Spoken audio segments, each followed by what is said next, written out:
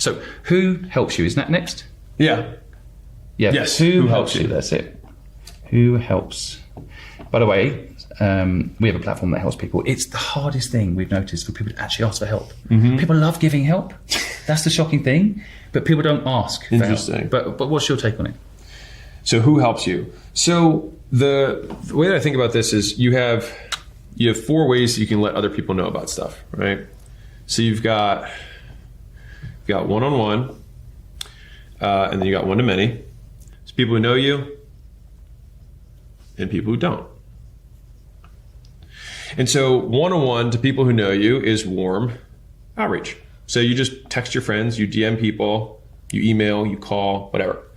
You've got one-to-many to people who know you, which is posting content. Like you make a post to your Facebook page and you say, hey, this is what's going on in my life.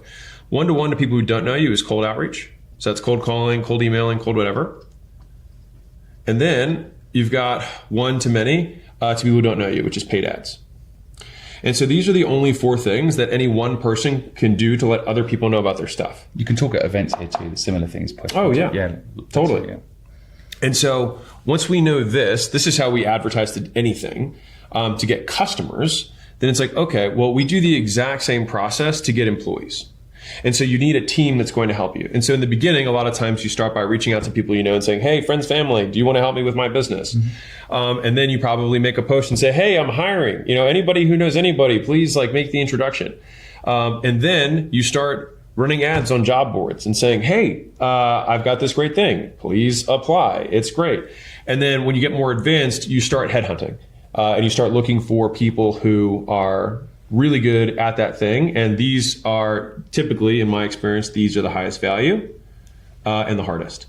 But it's just like the sales that you made with Apple. It's like these people, sometimes it takes 2-3 years to get that one killer on your team, but that person can just build an entire division or an entire department and just continue to scale. And so it's basically taking the same concept that you have with advertising to get customers and applying it to employees.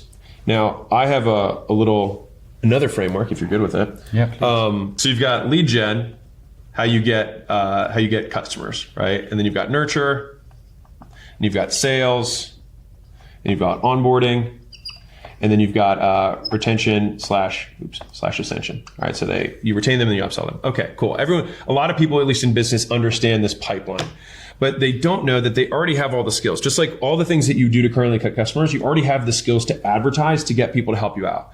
And so then all this is just application generation, which you use the same core 4 that we just went through. Nurture is the same, is that you should be nurturing. So fun fact, so Layla might have shared it yesterday, but A candidates take on average 8 days to find a job, and B candidates and below take 30 days plus. And so if your process of getting someone from the first engagement to getting hired takes longer than that, then you're by definition getting B players and below. Wow. Now, I'll say my only exception to that is if you're hiring C-level and up, it just takes a very long time, but you want to make sure that the communication is still rapid between those things. They'll probably make a decision quite quickly. They might have a notice period that's longer, but they might still make a quick decision.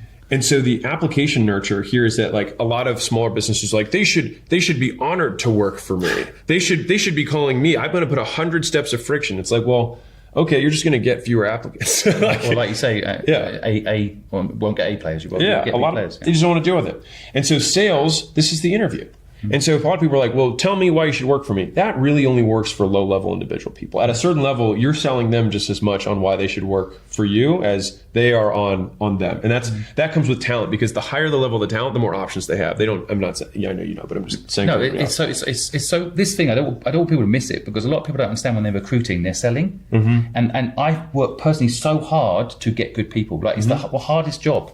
And people don't apply a sales process to it. I think it's the most valuable. They sit back and say, well, tell me where you're going to be in 5 years, or why you're good for my company. And people just don't give a shit. Yeah. Good people are like, well, why should I be here? Yeah, right. Why should I spend my next 5 years here? Totally. And onboarding is the same. You onboard employees the same way. After someone takes the job, they accept the offer, they sign the paperwork. It's like, great, now we have the onboarding. Here's all the passwords. This is what it's going to look like. And typically, I think people do this backwards, which is they basically bring people on and say, good luck. Whereas the more work you do up front, the less work is required over time in order to get someone to be proficient at whatever their work is. Do you do a big onboarding? Yeah, we're super big on onboarding. Anything particularly on onboarding you think is really useful? Honestly, it's just a lot of touch bases. Right. I mean, the first 2 weeks, they're probably managers usually meet twice a day. with new hires, just to say like, okay, what are you going to do today? At the end of the day, it's like, how to go, tell me about the conversations you had. And usually, especially, it depends on what level of, person's coming in.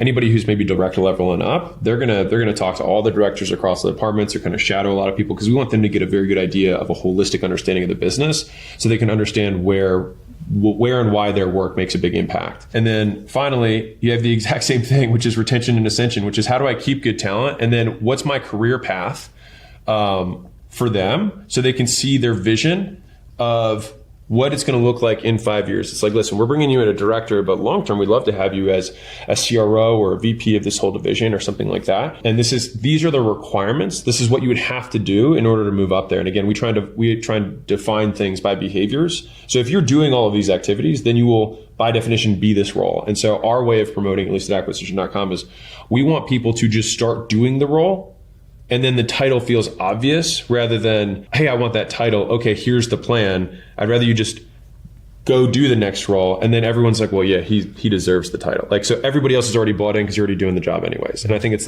one of the biggest hacks, at least for those of you who are employees at a company. It's one of the best ways to move up. Layla said yesterday, which I absolutely love, was growth. Yeah. Give people a chance to grow, because that will keep them. Everybody I've ever lost in past companies has been because I didn't have a thing they could do next. Yeah. So this is a brilliant framework. Okay.